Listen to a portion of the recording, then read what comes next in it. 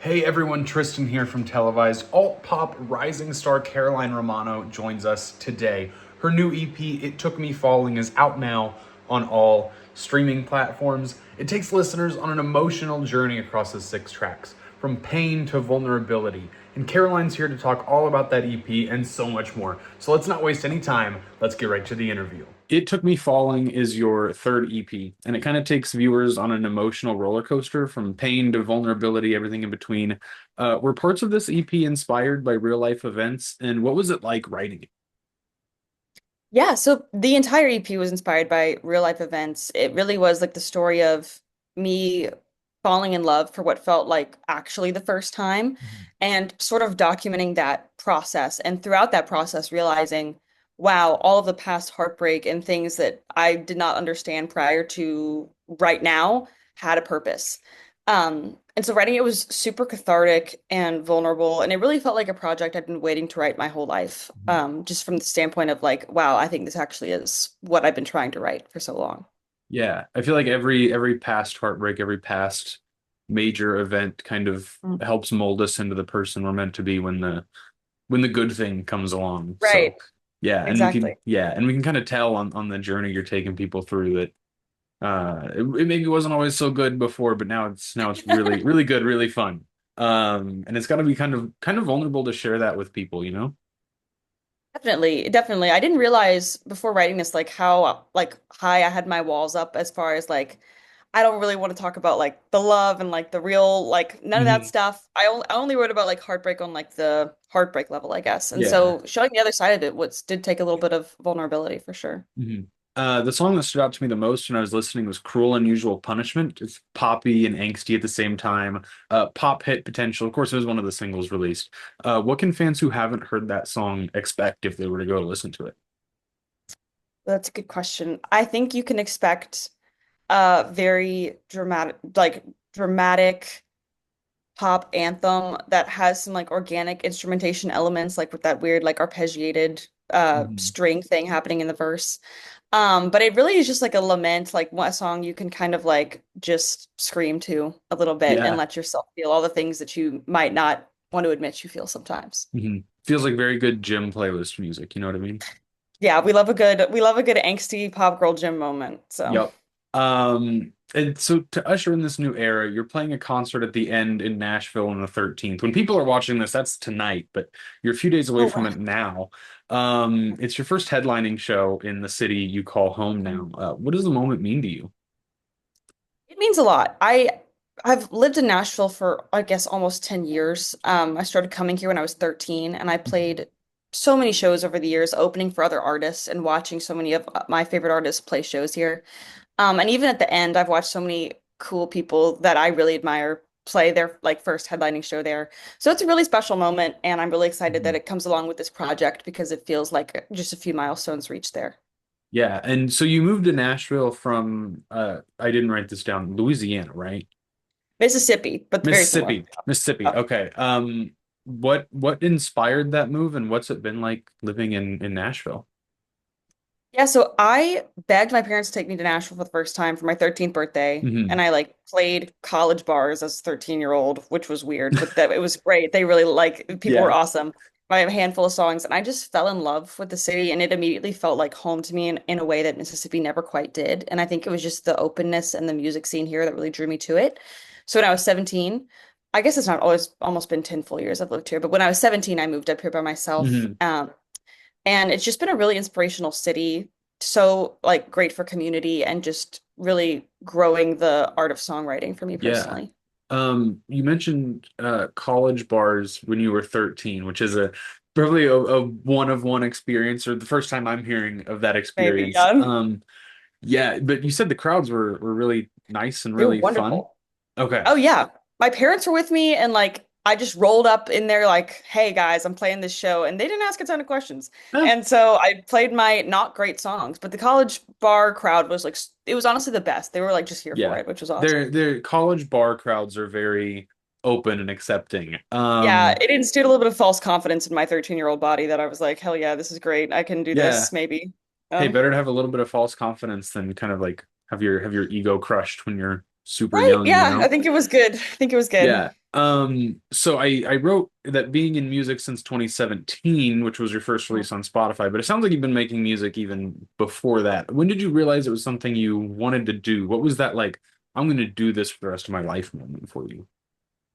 I was actually definitely on that trip. Like I remember, Hmm. because I'm a very shy person naturally, and I very much struggled like in middle school opening up and feeling like confident at Yeah. all. And I remember like standing on it was the Bluebird Cafe stage that first Hmm. time I came here and just feeling like, okay, I feel more like myself right now than I ever have. Um, and that's just kind of when I knew I was like, this is it. Like this is what I want to do for the rest of my life. Yeah. The stage kind of helped you open up and be a little less Totally. shy, it sounds like. Um, Definitely. it's kind of like the opposite of stage fright, you know? Yeah, weirdly enough, I'm much more shy and anxious like going to order food at a restaurant than I am like going on stage. So, Yeah. Have you seen those memes online that's like, my friend would be too scared to ask the waiter to, keep like cook the food some more because it's not done, but right. would do this extreme daredevil Yes, thing. No, literally, I would rather like be hit with a car than have to like ask somebody to do some minor task at all that would inconvenience them. So, I feel that. yeah. I mentioned earlier that this is your third EP. You've been making music and performing for a while now, as we've said. How have you grown as an artist from the last release to this one? I definitely feel like I have a better understanding of my history and just Hmm. like growing up, I think my last EP was of kind of more still along the lines of like discovering myself and growing up and figuring out who I was and kind of the teen angst, I guess, as you will, young Yeah. adult angst, I guess. Um, and this EP feels a lot more just like, okay, I think I have some of those answers, not all of them, Hmm. but some of them. And it kind of feels like the calm after the storm, as storyline wise. Yeah, as it feels like you're kind of coming together, getting everything put together, um, sort of developing as a person Oh and my an God, I'm artist. so sorry. I don't know why that keeps happening. What happened? Oh, I couldn't tell. I keep getting a phone call. I'm sorry if you Oh, you're didn't so see. good. I My couldn't even bad. hear it. Okay, yay. Um, I forgot where I was going. We got each other Sorry. sidetracked now. No, you're My so bad. fine. Oh my You're so gosh. I was fine. like, No, this you're is the so worst. fine. Yeah. I'm messing with you. So before we wrap things up, let's kind of manifest the future a little bit. Where do you see yourself and your music this time next year? Like, what does all of 2026 look like for you heading into 2027? I definitely want to have this project be a segue into maybe like a sophomore album. Hmm. Because this is a lot of EPs. 3 EPs is a Yep. lot. And I write music literally every single day, and I have a lot to say. And I feel like this year will be kind of completing the overarching story that, has been going on between these EPs. Hmm. And I definitely am trying to do some more touring. I love touring. It's my favorite thing in the world, Yep. and I would love to be doing some more of that come late 2026, early 2027. Hmm. And yeah, I mean, I probably just want to be doing this just on a scale that hopefully even more people are listening, which would be Yeah, just wonderful. ramp it up and kind of add to it. I'm a big Yeah. travel guy. I don't do it as Oh, often that's as I awesome. should, but you mentioned touring. What's your favorite place you've been able to go to through music and touring? Kind of weirdly enough, the first stop I ever toured at was Bend, Oregon, and I had Okay. never been that far north or that Yeah. far, west. Hmm. And it was just incredible. Like there's just the wildlife and nature. Like you just see Yeah. like the biggest deer of your life, like just in the city, just walking around. Hmm. And it was very like Twilight, like mysterious, no Yeah. sun, very much my vibe, which The I only liked a thing I lot. know about Bend, Oregon is I think it's where the last Blockbuster is located. Yes, we went to the last You went to Blockbuster. it? No Oh way. yeah, it was our first stop, first day, first thing we did. How Yeah. was it? I vaguely It was remember incredible. Blockbuster when I was a kid. I'm 23, Yeah, so they kind of closed when I was like 7, 8 years old. right. But It definitely had the like same, I'm 24. It was like okay. it was exactly like I remembered it. It just felt a little bit more of like a shrine to it. Like you could Yeah. still rent movies there, but it was a bit more amped up. Like this is the last one, by the way. So, Hmm. I They don't kind know. of It had was that cool though. nostalgia factor going. Definitely, Yeah. definitely. If I ever make it out there, that's gonna be You've one got to go. place. It's Yep. literally iconic. We went there in the Costco, and honestly, it was my favorite stop on the tour. So, Yeah. The yeah. Costco kind of. Did the Costco Felt hot dog home. kind of tie it all together? Yeah, I just felt at peace. I was in a flow state, Yeah, between Blockbuster and Costco, so it was good. yeah, the real American dream. Right, seriously. And then where's one place you would love to go that you've never been? One place I would love to go. I definitely would love to go play overseas, like Europe. Hmm. I've been Yep. overseas, but I've never like played shows there, and I've heard they're really, really special and really fun. Hmm. And I think playing in some like they have some really cool like older venues there, and like just like the Yeah. most beautiful like castles, basically. And I'm like, Hmm. that's crazy. But I'd also really love to. I've never been to Chicago here, and You've I've never always been to wanted to go. Chicago? Never, I never. So I I really want to went go. 3 summers ago and it's magic. I've heard that. I did go the weekend before I turned 21 though, which was probably the worst weekend in my life to No, go. that's But terrible. I still had as much fun as I could have for my last weekend of 100%. being I want to 21. go when they make the river green because that's Yeah. insane. Hey, that's like next Yeah, weekend because they do it for St. Patrick's Day. we do. You gotta get Let's on get it. hyped, guys. Get a Yeah, get a let's last minute go. flight. Okay, so before we wrap things up, where can fans find you on social media? Yeah, you can find me anywhere on pretty much all social media platforms at Caroline Romano Music or just Caroline Romano because sometimes Caroline Romano's taken, so you got to add the music at the end.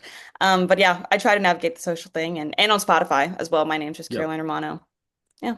And we'll have Instagram, Spotify, Apple Music all linked below Oh, for sick. anybody who's watching. And the question I end every interview with, kind of a fun one. What are your three favorite songs at the moment? Like, what's been on repeat for you Ooh, or okay. Actually, inspiring you as of late? I like this. I have a pretty good answer. I think there's this artist Erin LeCount who I kind of have Hmm. recently discovered, and I think she's the coolest person ever. And her song Alice and Don't You See Me Trying are two songs that have definitely been on repeat. And Okay. then Charlotte Sands just released a record, Hmm. and the song None of My Business is also definitely on my mind. So Erin Okay. and Charlotte, yeah, Okay. I have not heard of Aaron. I have heard of Charlotte, but I haven't heard any of the songs you just mentioned. That's part of why I love asking the question is because it gives me new stuff to listen to as well. right? Can I ask you the same question? Oh my God. Okay. Yeah. Okay. Um, Nobody ever asked me the same question back. I've listened to Harry Styles' new album probably half a dozen times since it came out. Ready, Steady, Go is probably my favorite off of that one. I like that one. Um, I'm on the spot here. I'm trying to think. Um, I'm a big like grunge 90s music kind of Cool. guy, so I've been on a big Pearl Jam kick lately. Immortality Oh, off of amazing. their third album is really good. And then Purple by Wonder Horse, if you've heard of that band. I have never. I'm writing it down though, because that's Okay. awesome. Wonder with a U. They're a British rock band. They've formed in like 2021. They've got two albums out. That sounds Uh, like my ideal scenario. British rock band, yep. sort of new. Perfect. That's amazing. Um, and they don't really have that much of a presence in the US. Like when I got one of their records, I had to special order it. And they only really tour in like LA, Chicago, and New York here because they're playing like 500 cap venues, Yeah. 1,000 cap in Yeah. those cities alone. So my dreams of seeing them are kind of crushed, but they're really good. And No. Oh I my think they're going to be gosh. really big one day. That's awesome. I'm excited to check them out. Yeah, Yeah, those are very well-rounded answers. Yeah, I like that. I think you'll like them. Heck yeah. That was so fun. Thanks for turning the question around on me, put me on Oh the my spot. gosh, of course. No, I had to ask. I couldn't leave that on the spot. I had to Yeah. know. I'm Um, I'm a music hoarder as well. I gotta have all the yeah. answers. So Thank you so much for joining me. I had a lot of fun recording this. thank you so much. Thanks for having me as well. I really Of appreciate your course. time. Thank you to everybody for watching. Remember, the EP's out Friday. Actually, today, when you're watching this, link is down below, and we'll see y'all later. Have a good one.